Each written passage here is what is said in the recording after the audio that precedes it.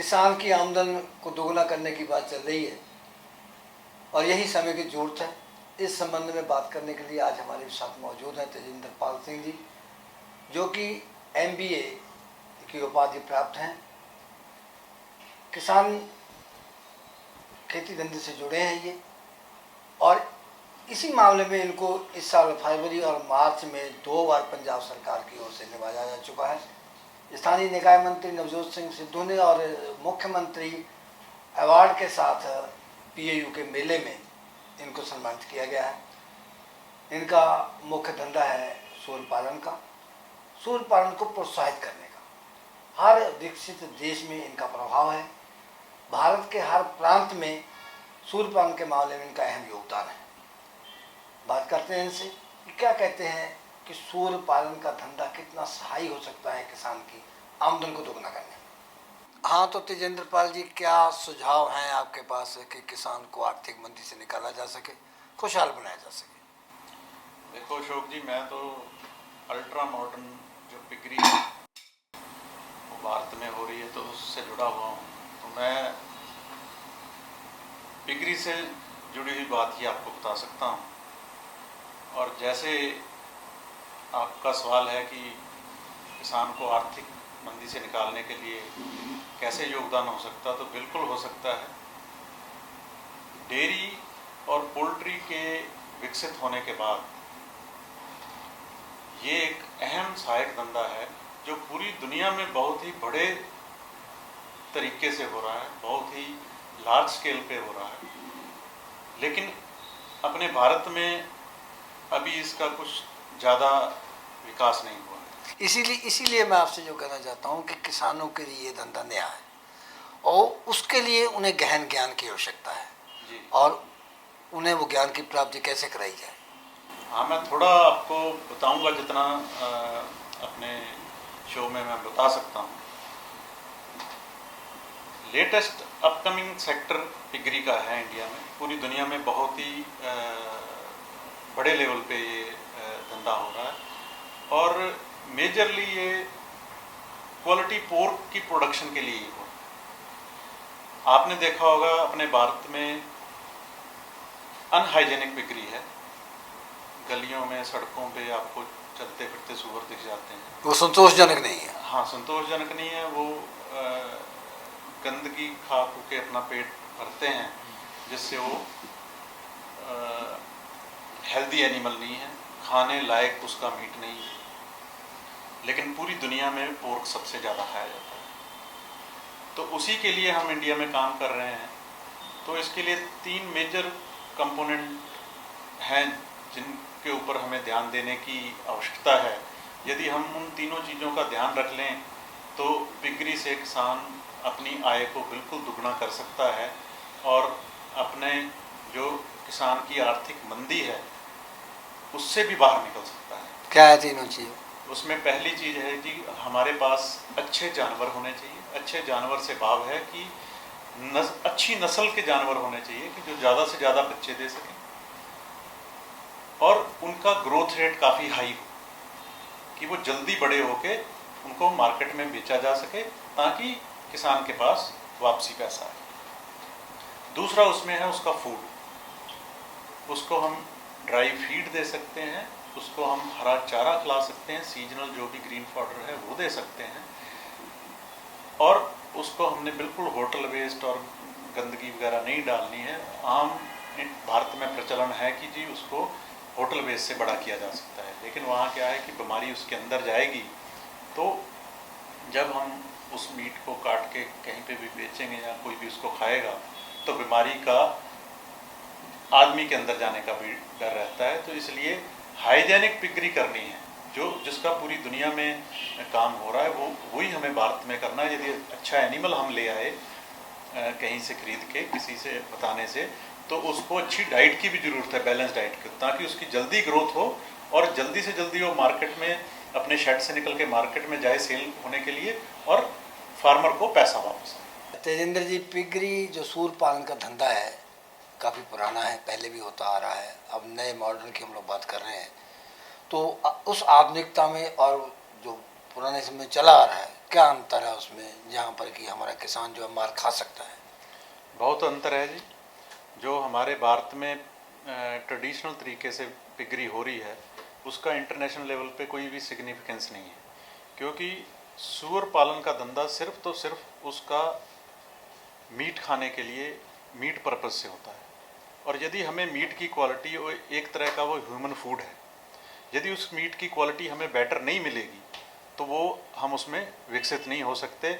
और जो ट्रेडिशनल भारत में ट्रेडिशनल पिगरी हो रही है वो सारी होटल बेस से या ऐसे वैसे हो रही है, और लोगों के पास उसकी नस्ल अच्छी नहीं है, जो जल्दी से बड़े बड़े नहीं होते, लीटर साइज़ कम है, और अनहाइजेनिक तरीके से हो रही है, तो उसका कोई भी इंटरनेशनल लेवल पे कोई भी सिग्निफिकेंस नहीं है। और अपने बड़े बड़े होटलों में या इंटरनेशनल फूड चेन जो है भारत में, उसमें जितना भी पोर्क इस्तेमाल होता है इम्पोर्ट होके होता है। वो इसी कारण है कि हमारे पास क्वालिटी प्रोडक्शन नहीं है।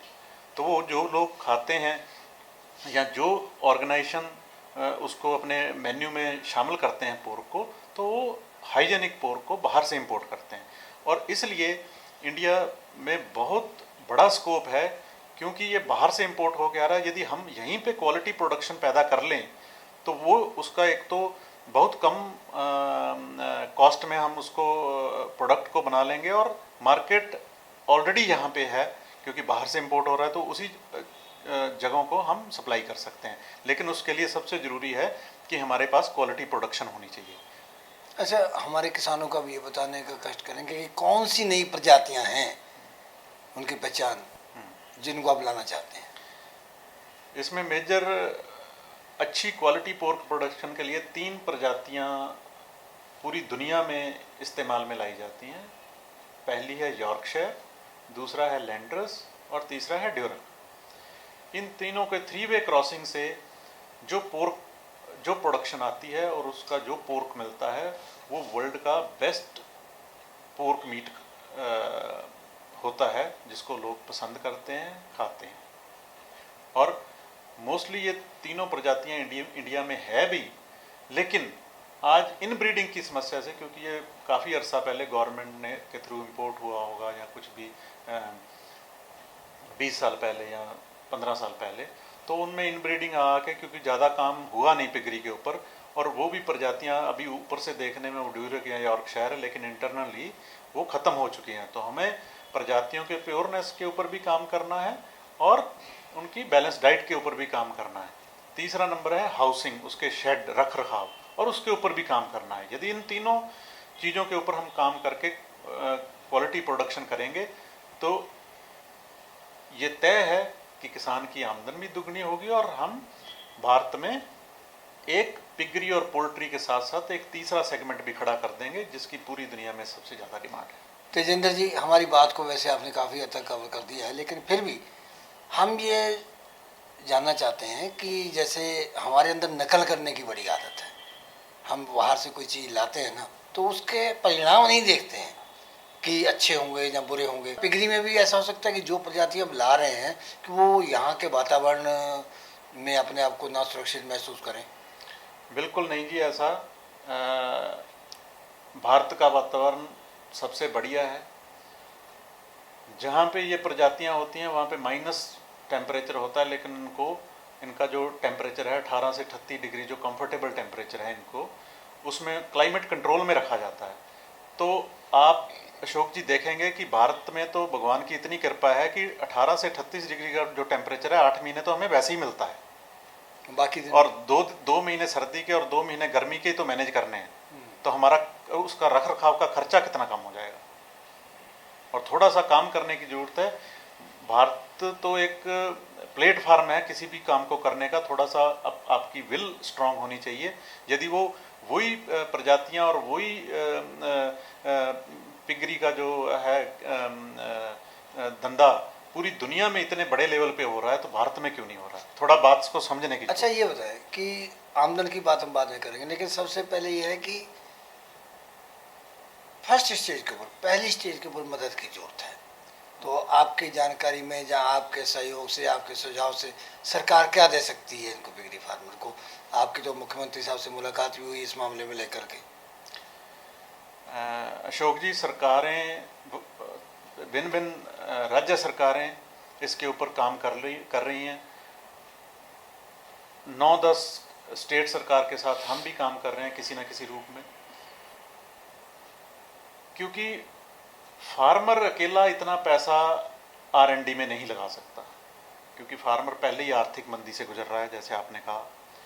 तो उसको तो प्लेटफॉर्म रेडी करके देना पड़ेगा कि आपके लिए ये चीज़ है, आप इसको करो। तो वो काम है सरकार का। पंजाब सरकार इसमें पहले ही बहुत आगे है। इसमें सबसे ज़रूरी जो चीज़ है वो है इंटीग्रेटेड मॉडल, कि फार्मर ब्रीडिंग तो कर लेगा, फार्मर उसको बड़ा भी कर लेगा, लेकिन फार्मर स्लॉटर नहीं लगा सकता, प्रोसेसिंग नहीं कर सकता, उसका आगे मंडीकरण नहीं कर सकता। तो इसके लिए जो वैल्यू एड चेन है, मेरा भाव प्रोसेसिंग यूनिटों से है, वो हमें राज्य सरकारों से हमारा अनुरोध है कि वो आप ज़्यादा से ज़्यादा लगा के दें, ताकि जो क्वालिटी प्रोडक्शन बने उसका एक आगे प्लेटफार्म, उसको बिकने की जगह हो जहाँ प्रोसेस हो, उपलब्ध कराए।